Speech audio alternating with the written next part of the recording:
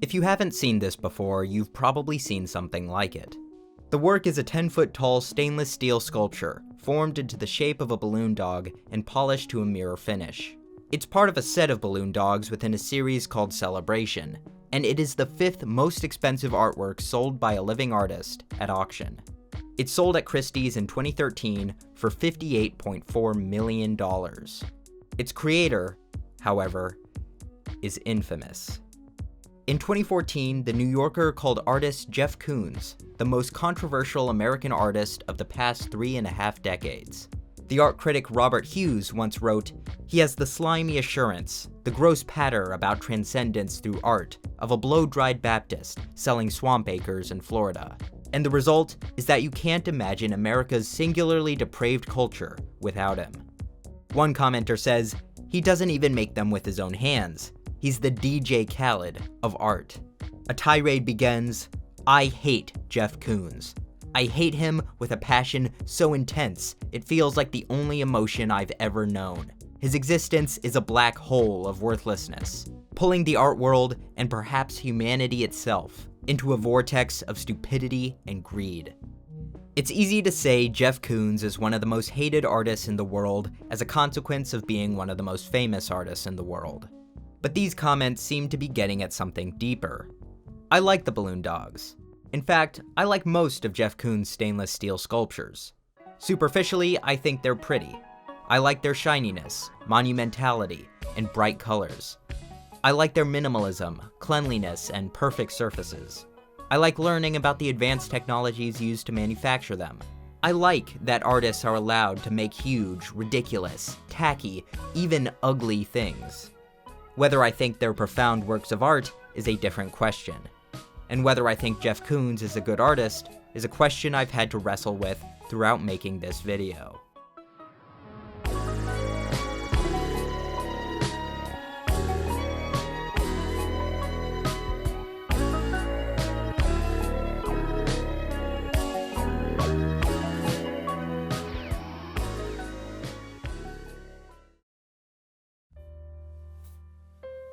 Jeff Koons has had a long career. He was born in 1955 in York, Pennsylvania. His mother was a seamstress, and his father was an interior decorator and furniture salesman. He made art as a child like any young boy, and was rewarded for it by his parents. He studied painting at the Maryland Institute College of Art and the School of the Art Institute of Chicago. As a student, Jeff Koons painted and used pastels, creating some surreal, dark, dream-influenced images inspired by Picasso and Salvador Dali. He was also influenced by the Chicago Imagists, especially Jim Nutt and Ed Paschke, from which you may glean some loose aesthetic similarities. He worked for Ed for $1 an hour, stretching canvases on weekends and learning the politics of being an artist. The most important lesson Ed seemed to impart on him was that artistic influences could be found everywhere, such as how light would hit on a certain curtain in a club, or he would point out tattoo ads in shop windows. Quote, "Everything is already here." As a child, Jeff Koons sold wrapping paper and sweets door to door and sold drinks on a golf course. As an adult, he sold memberships at the Museum of Modern Art, and according to Koons, was the most successful salesman in the museum's history. He then sold commodities and mutual funds on Wall Street to finance his art. Beginning in 1976, Jeff Koons would buy inflatables, sponges, telephones, and porcelain figures and display them with mirrors. You, a simple Philistine, may call this buying something and calling it art, but artists call these found objects, or ready-mades. This was not a revolutionary idea, as Duchamp made the concept of ready-mades famous 60 years before this. But this is the starting point of the theme that would define Jeff Koons' career: appropriating common objects and displaying them, modifying them, or replicating them. These inflatables are a precursor to his steel inflatables. His idea behind them was that we are like inflatables with every breath we take. After 1979, Jeff Koons made works in series. In The Pre-New, he bolted appliances onto fluorescent lights. Hoover Celebrity 3 is his first vacuum cleaner piece. Jeff Koons said of it, "I chose a vacuum cleaner because of its anthropomorphic qualities. It is a breathing machine. It also displays both male and female sexuality. It has orifices and phallic attachments. I have always tried to create work which does not alienate any part of my audience. Shortly after the pre-new, there was the new, which consisted of never-before-used mass-consumer products in plexiglass cases and lit with fluorescent lights. You may scoff at this and argue that Jeff Koons did little more than create a shopping display. And I agree, but if I were to argue in favor of Koons, the point behind his art is not for you to think about the effort and talent that Jeff Koons either has or lacks to build his sculptures. He is a conceptual artist. He thinks and plans out his ideas and hires other people to fabricate them. The new is meant to make you think about consumerism, about the nature of something being brand new, about immortality, and even about sex. According to Koons, I mean, they're kind of eternal virgins. I believe in some of these aspects that Jeff Koons succeeds in making me think. It helps that these products have aged considerably and look like they belong to a different time with different designs, materials, and colors than you would see today. These products are brand new in the sense they have never been used, but they are certainly still not new in the sense they are recent. They look old and not nearly as glamorous as they were in their time. Technology and taste has changed. His next series, Equilibrium, consisted of basketballs and tanks filled with half-pure salt water at the bottom and half-distilled water at the top. Keen viewers may note that basketballs filled with air will float in water regardless of the salinity, which is why Koons filled these basketballs with distilled water as well, though I was able to recreate the effect with tap water and table salt. The basketballs would stay floating in the middle for about 3 months until they sunk to the bottom and the tanks had to be reset. This series also contained several bronze casts of equipment usually used for flotation scattered around the exhibition. Koons describes these displays as womb-like, and with the ads of famous basketball figures surrounding the tanks, he wishes to communicate that these figures are like sirens, beckoning young people with the promise of a kind of socio-economic equilibrium. In 1986, the series Luxury and Degradation was exhibited, which contained polished casts of commercial products related to the consumption of alcohol surrounded by liquor advertisements. The pieces are supposed to represent different income levels, from the low with this fisherman golfer, to the middle with an entire alcohol-filled train, to the high with this Baccarat crystal set. With this, Koons attempts to comment on the deceptively seductive power of advertisement, and even the deception of alcohol itself. The messaging is simple but sensible. The commercial consumption of alcohol may look shiny and glorious, but it can take away your economic and political power. This would also be the first time Jeff Koons used stainless steel in his work. In the same year, he presented Statuary, which consisted of stainless steel casts of figures from Louis XIV to Bob Hope. Koons said of this series, "If you put art in the hands of the monarch, it will reflect his ego and eventually become decorative. If you put art in the hands of the masses, it will reflect mass ego and eventually become decorative. If you put art in the hands of Jeff Koons, it will reflect my ego and eventually become decorative." He also believes the material and finish are sexual, saying, "The surface of my stainless steel pieces is pure sex, and gives an object both a masculine and a feminine side. The weight of the steel engages with the femininity of the reflective surface." This series also included Rabbit, which is the most expensive artwork ever sold by a living artist at auction. It sold in 2019 for $91 million. Banality was the series in which things most would consider kitsch were made into large porcelain or wood sculptures. These objects resembled mass-market toys and figurines, Disney animals interacting with John the Baptist, cherubs pushing a pig, Michael Jackson in bubbles, a pinup girl hugging the Pink Panther. The show caused quite a stir. Jeff Koons is fascinated by advertising and even designed ads for his own exhibitions. For Banality, he purposefully leaned into controversy, once saying, "The art forum ad shows me in front of a blackboard indoctrinating very young children. I really wanted to direct that sense of their vulnerability to the art forum readership, the people who hate me, to make them just grit their teeth and hate me even more, because I was taking away their future. I was getting at their future, the youth of tomorrow." There was a clear tongue-in-cheek angle with all these works, but there's also a sense of something else. Jeff Koons once said of Pink Panther is about masturbation. I don't know what she would be doing with the Pink Panther other than taking it home to masturbate with. You may see where this is going. Jeff Koons has a very sexual thought process. I use masturbation as a metaphor for cultural guilt and shame and banality, with works like Pink Panther, Woman in Tub, and Naked. While these comments make sense for overtly sexual works, even the most benign objects can be viewed by Koons through a sexual lens. One of the greatest pleasures I remember is looking at a cereal box. It's a kind of sexual experience at that age because of the milk. You've been weaned off your mother, and you're eating cereal with milk, and visually, you can't get tired of the box. See this cannon? It's actually sexual. The straps in the back are very sexual. They're very much containing, but through a sense of castration to a certain degree. This Liberty Bell? If you can believe it, sexual. The Liberty Bell is like a skirt. It always reminded me of Dali's Little Alice running around. This bell is cracked. It's like a loss of virginity. The spider is up inside it. The spider is very, very similar to, again, looking inside the woman. It has all the Duchampian references, and a lot of people have worked with the Liberty Bell. Did my man just call the Liberty Bell a whore? Do tell me if I'm missing something, but all of this sounds like a bit of a stretch, right? All these explanations he gives make sense, but barely. Like someone is trying to argue for an interpretation not because that interpretation arose naturally out of the object, but because they wanted to force a certain view onto it. This microphone is sexual because it's phallic and you have to put your mouth close to it.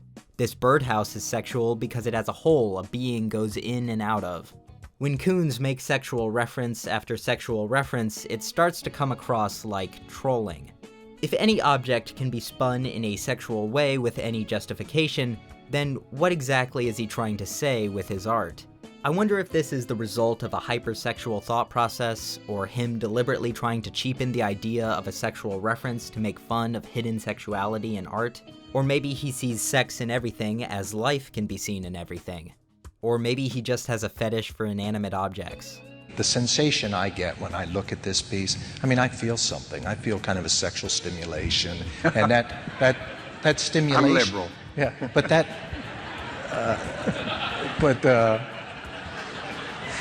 Every now and then, Jeff Koons will come up with an absolute banger of an idea, like this concept of a train hanging from a crane.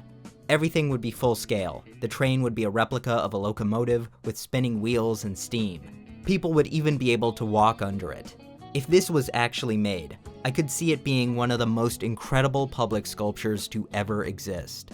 The absolute power and scale of the crane holding up the absolute power and scale of the locomotive, and being able to walk under it, inching yourself closer to seemingly certain death and then stepping away, that's amazing. Jeff Koons comments on this dialogue with mortality, and then goes on to say, there's also a sexual situation taking place. The whole starting of the train and going up to maximum power, then having a pause there, and then a woo-woo, an orgasm, and then coming back down. I guess, man. Whatever you say.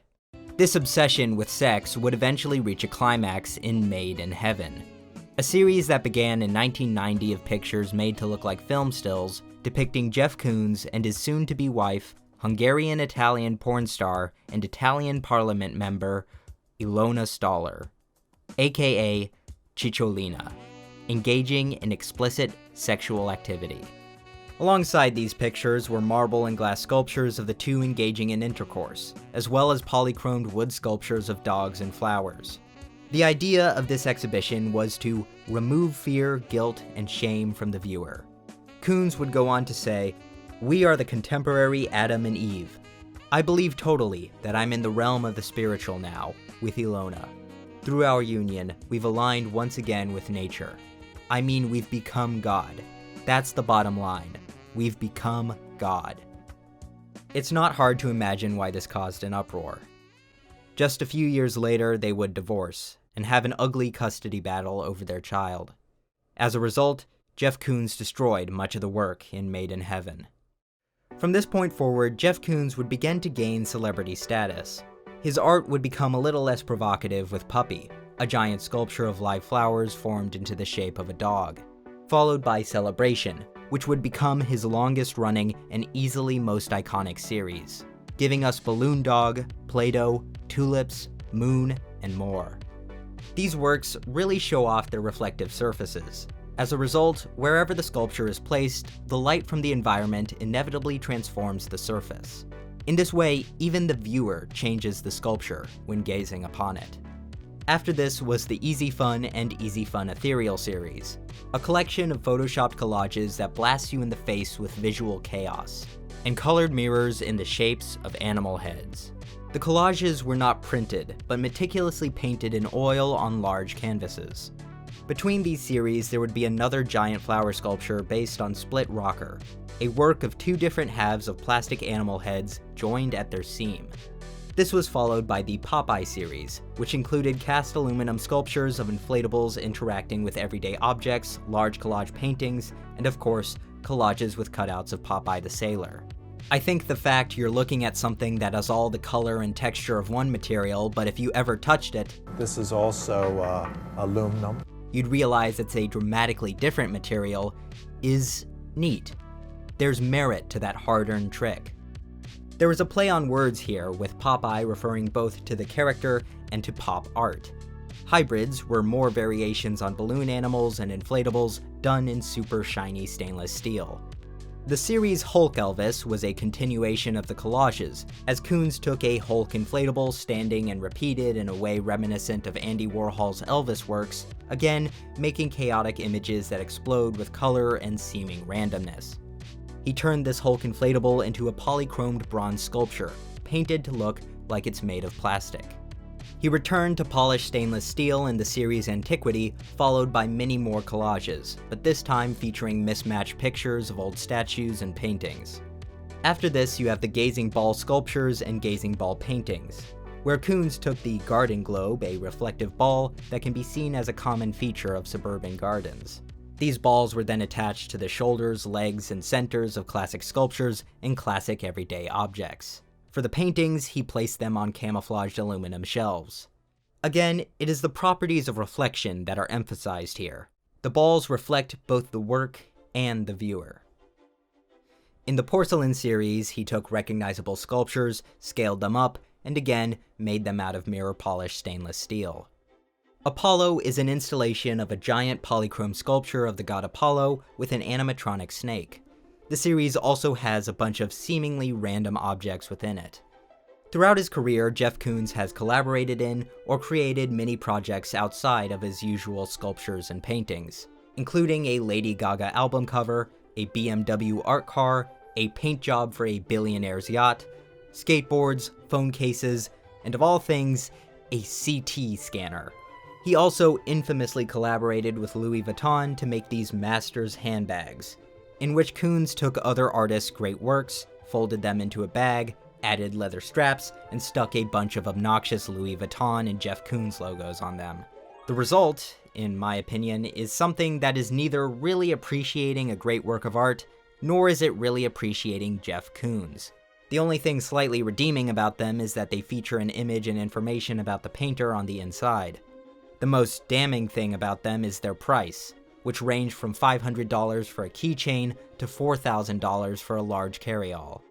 In 2019, Jeff Koons unveiled Bouquet of Tulips, a public sculpture in Paris meant to commemorate the victims of the November 2015 terror attacks. Ever since its announcement in 2016, it has been immersed in controversy. Some thought it was cynical and pornographic. Others likened it to the Eiffel Tower and said it might be appreciated more as time goes on. According to Jeff Koons' website, his most recent completed artwork is Moon Phases, made in 2023. It is 125 stainless steel balls representing each phase of the moon. The artwork has a 12-inch replica of each phase on Earth that the collector can keep, and of course, it has corresponding NFTs. As of February 22, 2024, it is the first authorized artwork on the moon. While a bunch of famous artists may have already signed the ceramic tile, making it the first artwork on the moon in 1969, we don't know whether it is actually on the moon yet. In all likelihood, there have probably been many small artifacts placed or forgotten in lunar landers well before Koons.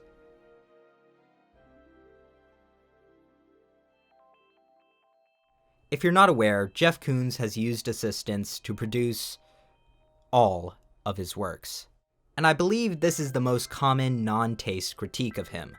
I've heard people say that these numerous assistants are underpaid or mistreated, but the only evidence for these claims I've been able to find are rumors and allegations lacking in detail. One source has said assistants are paid $21 an hour. Another source says he was paid $14 an hour in 1995. Though he may have meant in 2012, it's a little unclear, and that this was double his previous salary. Are these considered low salaries? These seem fairly average. I guess the idea is because his sculptures are worth millions of dollars, his assistants should be paid far more, though I imagine the cost of his art comes from far more than just pure labor. Our source goes on to say that the work was tedious and that anything other than perfectionism was unacceptable. However, when a painting he was working on got damaged, Koons himself was, if anything, sympathetic. A few weeks later, the assistant quit. If you ask me, if you take a job where you know you're going to do something tedious and then complain it's tedious, that's kind of your own fault. Here's a video of the inside of a Jeff Koons studio. Everyone seems to be, fine. There's music playing. People are talking. Jeff Koons has had to lay off his painting staff several times since 2015. Allegedly, some workers were fired after trying to form a union. Many years later, and nothing else seems to have been reported about this story. People like Jeff Koons have used the analogy that you would never expect an architect to build his own house. Artists using assistants is not new, but I would argue there has been a cultural expectation that when an artist's name is put on a work, that they made at least some amount of it with their own hands. If one goes against that expectation, it would make sense that just like a movie has credits beyond just the director, the assistants are mentioned by name somewhere. Once he was asked, "Do you ever actually do it yourself? Have you ever actually put the brush or chisel to a surface? Do you stand with your technical people and show them how to do it?" Jeff Koons replied, "I really believe that the type of systems I have set up mean that I'm doing it myself. This is what's necessary to be able to achieve the scale. It's the only way to be able to do as much as I try to." When questioned further, he elaborates that, "I will bring up immediately where there could be a scratch or a flaw. I could do it, but eventually I would become bored." Ultimately, it's up to the people he works with to come to an agreement whether or not Jeff Koons is the only one publicly credited with the art. I just think it's silly to expect Koons to personally manufacture all of his giant state-of-the-art sculptures and paintings. If he does direct each and every detail, and I see no reason why he wouldn't, then by all means call it his art. But it would be nice to know who helped him fulfill his vision. You may notice that as time has gone on, Jeff Koons' output has become increasingly repetitive, self-referential, and reliant on classic works from other artists. There is a lot to be admired about the craft of these copies. The meticulous attention to detail to copy these digital collages into huge painted images, using tiny paintbrushes and mixing colors to match exactly, even the tiniest section of the image, is perfectionism to the point of insanity. And it's all in service of things that are painful to look at. The antiquity paintings are legitimately some of the ugliest paintings I have ever seen from someone of Jeff Koons' caliber. Even for how visually obnoxious the Easy Fun Ethereal, Popeye, and Hulk Elvis paintings are, they have so much more visual interest and color harmony than whatever this is. This penis vagina thing is just disgusting. It looks moldy. This dumb collection of lines on every single one of them doesn't add anything. The sculptures in this series are far better visually. Maybe it wouldn't hurt so bad if it didn't take thousands of man-hours to produce these paintings. Jeff Koons has been sued several times for copyright infringement.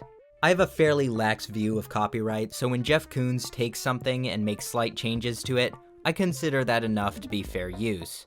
But Jeff Koons has said he usually gets permission or makes deals with people to reproduce their work. And I imagine that's true, so when he doesn't, I guess I can only chalk it up to unawareness at best, and recklessness at worst. Probably the most ironic legal kerfuffle is when Jeff Koons LLC sent a cease and desist letter to a San Francisco store for selling resin-cast balloon dog bookends. They weren't selling them under his name or anything, they were just balloon dog sculptures. The claim was dropped, for obvious reasons. It's actually kind of insane he thought he would be able to own the concept of a balloon dog toy. In the process of appropriating mostly public domain images and objects, Jeff Koons has made lots of money. Some people seem to hold the sentiment that if you make art for money, then your art does not deserve to be taken seriously. I don't hold this sentiment. Whether you make an artwork for yourself or whether you make an artwork to pay for a yacht doesn't matter to me. Is the art you made meaningful or not? Is it well crafted or not? Is the idea well executed or not? That's all I really care about. Nevertheless, Jeff Koons' goal has never solely been making money. There have been a couple of times he has spent far more on executing an artwork to his precise standards than he could sell it for. Koons seems to make money mainly to finance his art. If he just wanted to make money, there are easier ways to do so. He has always been a salesman, not for money, but for art. And besides, the best salesmen believe in what they're selling. What I appreciate about Koons is his capacity to choose. Play-Doh is a great example of this. It took 20 years to make, is 10 feet tall, and is made out of multiple pieces of cast aluminum stacked on top of each other to make a unified whole, each painted in a bright color to look exactly like Play-Doh. Koons could have made this work easier and faster for himself. Play-Doh could have been made smaller, or made into a solid piece, or made without undercuts and not had as much realistic detail. But he chose not to. I do think there would be a lot missing in the final piece if he had compromised on any of these points. There's a story of how in 2004, Koons had a finished painting of a mound of Play-Doh cut to pieces because he wanted to update the painting technique so the color palette could be closer to how he desired it when redone. For Balloon Venus, he apparently had a balloon twisting consultant, an LA balloon artist named Buster Balloon. It took him 85 versions using a 60-inch long balloon. Koons then CAT scanned the actual balloon sculpture to make sure he got the measurements exactly. Even in The New, he worked with people to make these precise acrylic boxes. He did all the wiring, and even these new vacuum cleaners got old by the time of the exhibition, and he had to travel the country to buy discontinued stock. Jeff Koons is a man who is unwilling to compromise, and it is that choice that I admire. I think about that train hanging from a crane, what I consider his best idea, and wonder if it may never come to fruition because of his own high standards. When I made my The Most Hated Artist You Probably Recognize video, the most common name that popped up in the comments, besides Hitler, was Jeff Koons. I consider him second to Thomas Kinkade in terms of hate because while Kinkade was wholly rejected from the art world, Jeff Koons was embraced by a large part of it. But he's also, in a way, transcended the art world. The gatekeepers of the art world don't really affect him. He has thrived for a long time off the fuel of his own brand. But maybe that's his weakness. With no one to say no, there's nothing to push back on bad ideas. When reading Jeff Koons' Conversations with Norman Rosenthal, I got the sense Jeff Koons is someone who has spent a lot of time thinking about his work and caring about how it communicates with people. He uses words like empowerment, acceptance, and transcendence a lot. Transcendence transcends transcendence. He has these grand ideas, and he has this deep desire to create things that make people feel good and feel more. What art is able to do is it's about acceptance. At the end of the day, what art really is a vehicle of acceptance. First you accept yourself, and eventually the highest state is the acceptance of others. He wants you to get all these big feelings from his art, and for some he succeeds, and for others he doesn't. For me, it's not that I like or dislike his work, it's that, for many of his works, I cannot grasp what he sees in them. You may have noticed Jeff Koons really likes this lobster inflatable. It's been reproduced in many of his works.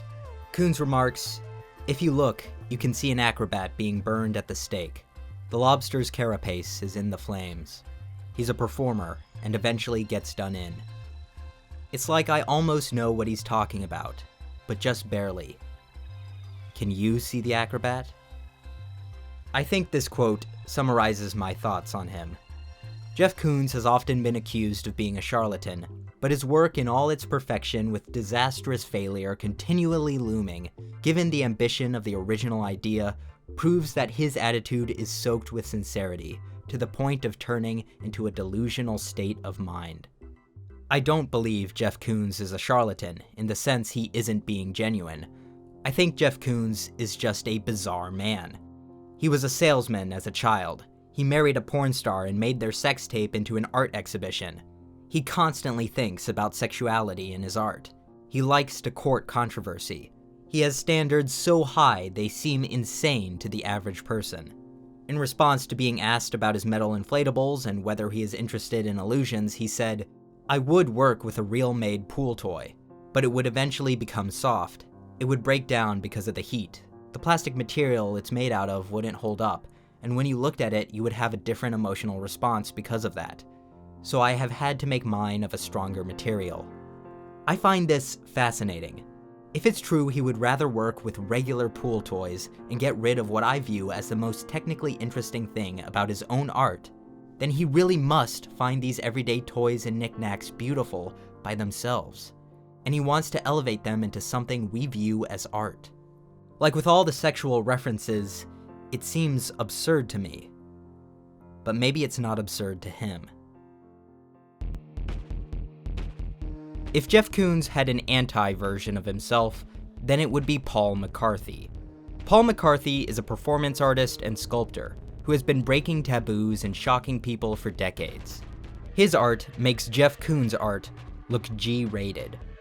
Paul McCarthy's performance art often consisted of disturbing sequences where he committed violent and disgusting acts on himself. He's made enormous public sculptures of objects that look suspiciously like sex toys. He's made giant piles of feces, and mechanical figures fornicating with pigs.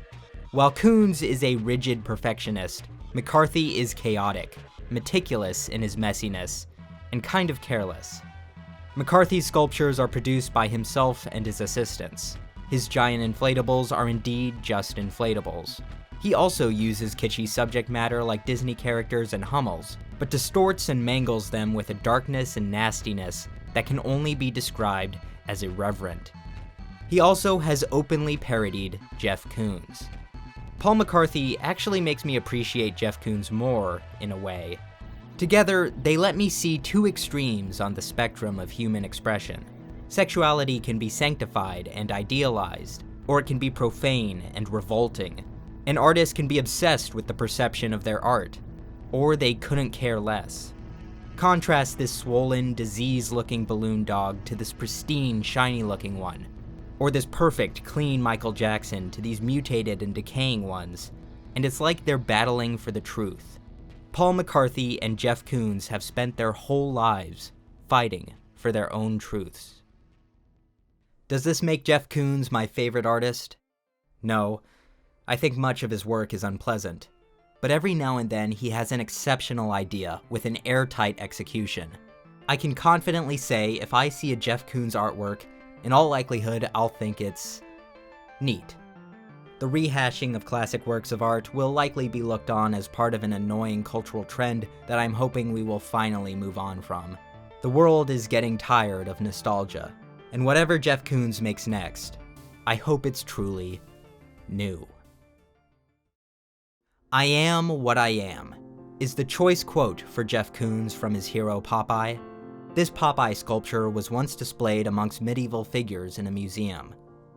Popeye's very, very similar to these medieval sculptures. You have a sense of transcendence taking place here.